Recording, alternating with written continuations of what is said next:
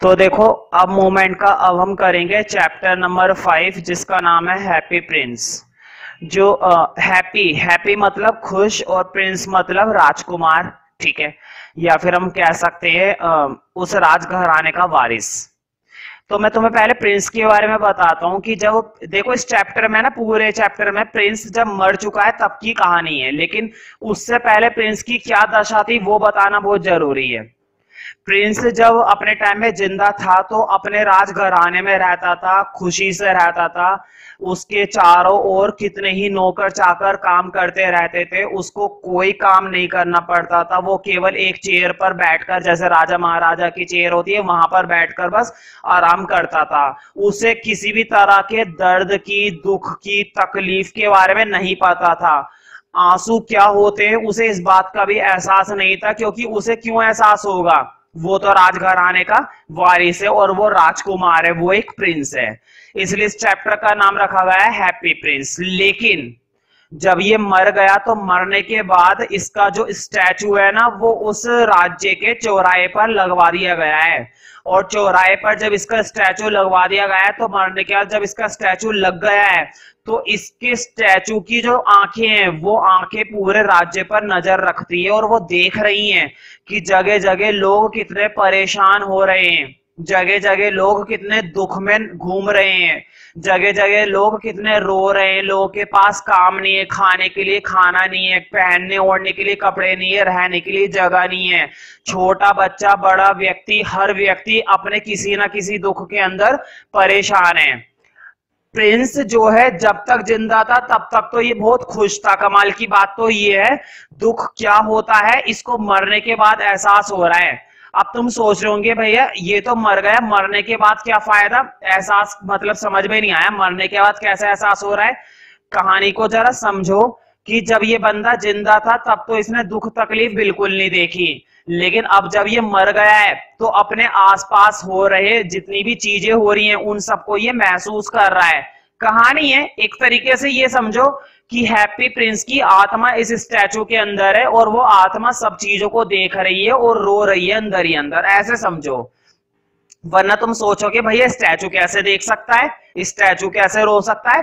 कहानी की गहराई को देखो कि उस बंदे ने जीवन में कभी दुख नहीं देखा, मरने के बाद दुख देख रहा है। उसने जीवन में कभी रोया नहीं, मरने के बाद रो रहा है। इस गहराई को समझो, बस लॉजिक पर मत जाओ कि स्टैचू कैसे देख सकता है, रो कैसे सकता है, मदद कैसे कर सकता है। अभी देखना ही मदद भी करेगा।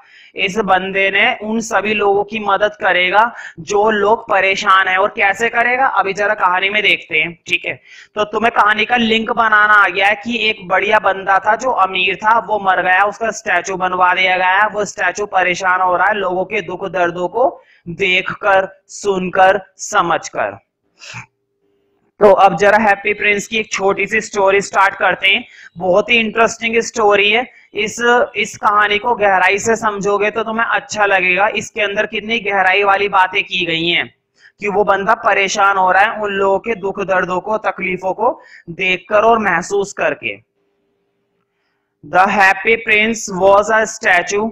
हैप्पी प्रिंस एक स्टैचू था। He was placed on a high column in the square of the city. वो शहर के सबसे ऊंचे चबूतरे पर लगाया गया था। But after his death, sapphires for his eyes. उसके मरने के बाद उसकी आईज के अंदर है ना, पता है सैफायर से लगाए गए। सैफायर्स का मतलब होता है कीमती रत्न।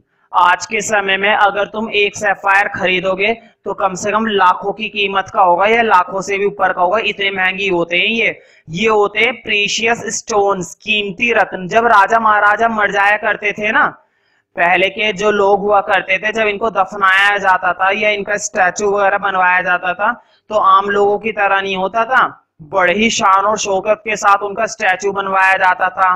उनकी लाश को दफनाया जाता था बहुत ही सोने के साथ, गोल्ड के साथ, कीमती रत्नों के साथ, बहुत आलीशान तरीके से। But after his death sapphires for his eyes. उसकी आंखों में क्या जड़े हुए हैं, रत्न। His body was covered with leaves of fine gold. और उसकी पूरी बॉडी पर सोने की परत चढ़ी हुई है। A large and rare ruby was set on the hilt of his sword. Sword का मतलब होता है तलवार और हिल्ट का मतलब होता है नोक। उसकी जो हाथ में तलवार लगी हुई है हैप्पी प्रिंस की, उस तलवार की नोक पर भी बहुत ही महंगी कीमती रूबी लगी हुई है। मतलब पूरी बॉडी मिट्टी वगैरह की नहीं बनी हुई है, ना लकड़ी वगैरह की बनी हुई है पूरी बॉडी बहुत ही कीमती कीमती चीजों से बनाई गई है, क्योंकि भाई राजा का स्टैचू है, यूं थोड़ी ना बना देंगे हम इंसान की तरह। सेकंड पॉइंट देखते हैं। अब आएगी चिड़िया की एंट्री। तो देखो चिड़िया ना ठंडा मौसम बिताने के लिए, गर्म महसूस करने के लिए एक जगह से दूसरी जगह जा रही थी, और उसकी साथ ही चिड़िया जितनी भी थी वो सब आगे चली गई, ये पीछे रह गई। तो इसने सोचा मैं क्यों ना स्टैचू के नीचे रुककर थोड़ा सा आराम कर लूं। तो अब आगे बढ़ते हैं। Swallow had flown away to warm and pleasant land of Egypt. तो जो चिड़ियाएं थी वो भाग रही थी गर्म की तरफ, मतलब गर्मी महसूस करने के लिए। कहां की तरफ? इजिप्ट की तरफ। But one small swallow was left behind. लेकिन एक छोटी चिड़िया पीछे रह जाती है। He was late but he had made up his mind to fly. वह लेट हो जाती है, मत सोचना चिड़िया के लिए यहां पर देखो ये ही नहीं था, ये शी था। शी वॉज लेट, मतलब वो लेट हो जाती है। She was late but he had made up his mind to fly. वो लेट बेशक हो जाती है, लेकिन वो जानती है कि वो फिर से उड़ेगी। And join his friends who were waiting for him. और वो अपने मित्रों को फिर से ज्वाइन कर लेंगी जो उसका इंतजार कर रहे होंगे। भाई इसको छोड़ थोड़ी ना देंगी बाकी की चिड़ियां, वो आगे जाके हो सकता है इसका इंतजार कर रही हूं, आगे जाकर इसका क्या कर रही हो भाई? इंतजार। इंतजार तो समझते हो ना। थर्ड पॉइंट देखते हैं। All day long he flu, sorry all day long she flu. सारा दिन वह उड़ती रही। And arrived at the city. और कहां तक पहुंच गई? शहर तक। मतलब छोटी चिड़िया धीरे धीरे उड़ते उड़ते कहां पर आ गई? शहर में आ गई, या फिर हम कह सकते हैं शहर तक पहुंच गई। She decided to spend his night between the feet of the happy prince. उसने फैसला लिया कि वो सारी रात बिता देगी इस हैप्पी प्रिंस के पैरों में। मतलब वो वहीं पे बैठी रहेगी और फिर सुबह फिर उड़ना शुरू करेगी। Drops of water fell on him. और उसके ऊपर एक बूंद आ गिरी, चिड़िया के ऊपर। चिड़िया जब हैप्पी प्रिंस के पैरों के आसपास बैठी हुई थी छाए में, तो उसने देखा कि उसके सर पर, चिड़िया के सर पर एक पानी की बूंद आके गिरी। He looked up. उसने ऊपर देखा चिड़िया ने। The sky was clear. आसमान बिल्कुल साफ था, आसमान बिल्कुल क्लियर था। मतलब हम ये कह सकते हैं कि मौसम खराब होने का तो चांस ही नहीं था।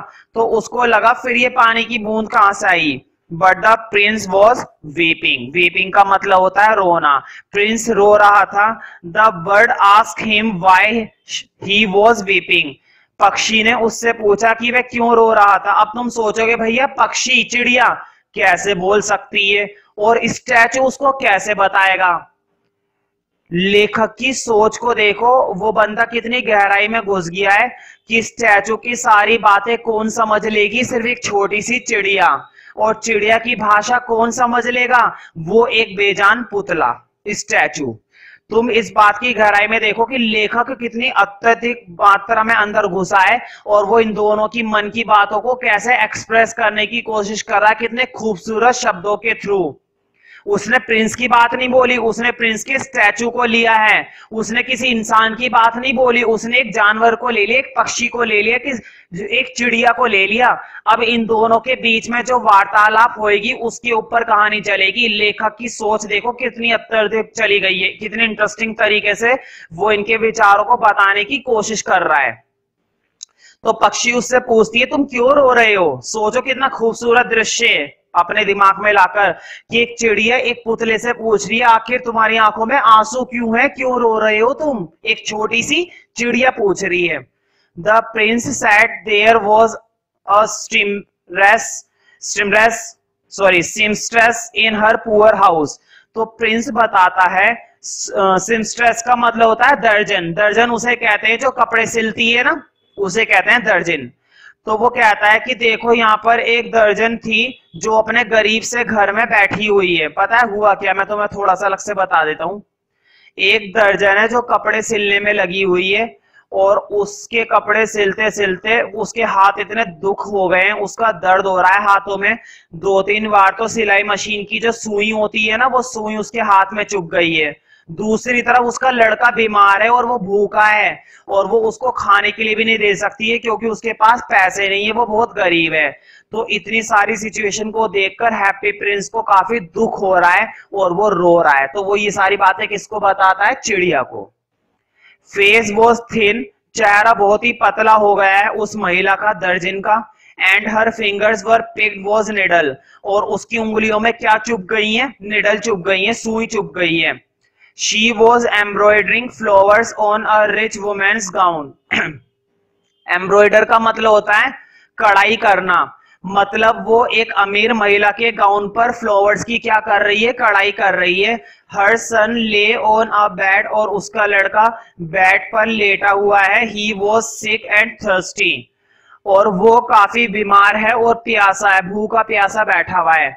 लेकिन उसकी मम्मी के पास उसको खिलाने के लिए और उसके साथ समय बिताने के लिए बिल्कुल भी समय नहीं है। तो ये सारी घटनाएं देखकर हैप्पी प्रिंस को बहुत ही दुख हो रहा है। 6th point, he asked to Bird to pluck the ruby off his word and carry it to the poor woman. वो कहता है बर्ड से, हैप्पी प्रिंस का पुतला कहता है बर्ड से, क्या तुम जो मेरी तलवार पे रूबी लगा हुआ है, रूबी जो कीमती रत्न लगा हुआ है, क्या उसे वहां से तोड़कर उस महिला को दे आओगी? मतलब हैप्पी प्रिंस उसकी क्या करना चाहता है? मदद करना चाहता है उस महिला की। तो वो पक्षी से कहता है कि मैं तो नहीं जा सकता, मैं तो एक पुतला हूं, लेकिन क्या तुम इस रूबी को तोड़कर उस महिला को दे आओगी? उस रूबी को बेचकर वो पैसे ले आएगी और पैसे से अपने लड़के का इलाज करवाएगी और खाने के लिए भी सामान ले आएगी, और वो अब गरीब से क्या हो जाएगी? अमीर। तो क्या तुम ये मेरा काम कर सकती है, छोटा सा? अब देखो लेखक कितनी सुंदर दृष्टि बताएगा यहाँ पर। चिड़िया मान जाएगी। चिड़िया कहेगी बिल्कुल, मैं तुम्हारी मदद करने के लिए तैयार हूं। द बर्ड एग्रीड, बर्ड हाँ कर देती है, पक्षी हाँ कर देता है। मतलब ही पिक द रूबी, वे रूबी ले लेती है। And flew to the poor woman, और चली जाती है उड़ते उड़ते उस गरीब महिला के घर पर। When she return she was happy, sorry when she return, जब वह वापस आती है, ही वॉज हैप्पी, तो वह खुश होता है। कौन होता है खुश? Happy Prince. Because he had done a good work, क्योंकि उसने बहुत ही अच्छा काम करवाया था या करा था। द नेक्स्ट डे, अगले ही दिन देखो चिड़िया को ये अभी भी नहीं छोड़ेगा, चिड़िया अभी भी इसी के पास है, चिड़िया अभी भी पुतले के पास ही आराम कर रही है। The next day swallow visited the monuments in the city, फिर वो उस पुतले के पास आती है। मॉन्यूमेंट का मतलब है statue. The happy prince had seen a young playwright trying to finish writing a play. अब देखो, अब एक अलग कैरेक्टर है, एक है ना नाटक लिखने वाला व्यक्ति है इस कहानी के अंदर, और वो स्टोरी लिखने वाला व्यक्ति स्टोरी लिखता है, नाटक लिखता है, लेकिन वो नाटक लिख नहीं पा रहा है, जिसकी 2 वजहें। एक तो वो उसे कुछ कहानी याद नहीं आ रही कि वो क्या डाले उस कहानी में, क्योंकि उसका जो डायरेक्टर है वो उसे बहुत परेशान कर रहा है कि जल्दी से जल्दी कहानी लिखो वरना मैं तुम्हें नौकरी से निकाल दूंगा। और दूसरी चीज ये कि इतनी ठंड हो रही है कि ठंड की वजह से उसके हाथ पैर बिल्कुल सिकुड़ गए, ठंड के मारे जकड़ गए, तो वो काम भी नहीं कर पा रहा है, ठंड की वजह से कहानी भी नहीं लिख पा रहा है। तो हैप्पी प्रिंस अब चिड़िया से बोलेगा उस बंदे की मदद करो। कैसे? ऐसे देखो। The next day the Salo visited the monuments in the city. The happy prince had seen a young playwright trying to finish writing a play. Happy Prince देखता है उस प्ले राइट को, प्ले राइट का मतलब होता है नाटककार, उस नाटककार व्यक्ति को देखता है कि वो एक नाटक लिखने की कोशिश कर रहा है। The young man was cold and hungry, जो यंग मैन है वो बहुत ठंडा हो चुका है और वो भूखा भी है। He had no firewood to keep himself warm, और उसके पास बिल्कुल भी जली हुई लकड़ियां नहीं है जिससे वो गर्म महसूस कर सके।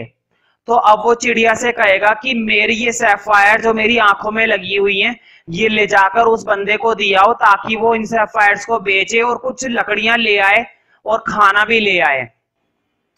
He asked him to play one of sapphire and carry it to the young man. वो उससे कहता है कि मेरी आंखों में से ये मोती तोड़ो और उस यंग मैन को देकर आ जाओ, so that he could bye firewood and food, ताकि वो कुछ लकड़ी खरीद सके और कुछ खाना भी। The bird agreed and carry out his order, और पक्षी इस बात के लिए भी इस बार मान गई, वो उसको लेकर चली गई उसका ऑर्डर पूरा करने के लिए। ठीक है, लास्ट पॉइंट। अब एक छोटी लड़की है, उसकी ना हाथ में माचिस की डिब्बी थी और उसकी माचिस पूरी की पूरी नाली में गिर गई है, पानी में गिर गई है मतलब। तो ये रो रही है एक जगह खड़ी होकर वो छोटी लड़की कि अगर मैं घर पर गई तो घर पर मेरे पापा मेरी खूब कुटाई करेंगे, वो ये कहेंगे कि ना तो तू माचिस लेकर आई और ना ही तू पैसे लेकर आई, तो तूने करा क्या। और अगर मैंने ये बता दिया कि वो माचिस जो है नाली में गिर गई थी, गटर में गिर गई थी, तो वो मेरी खूब सुताई कर देंगे। तो वो रोए जा रही है और ये सारी बातें किसको दिखाई दे रही हैं, हैप्पी प्रिंस को।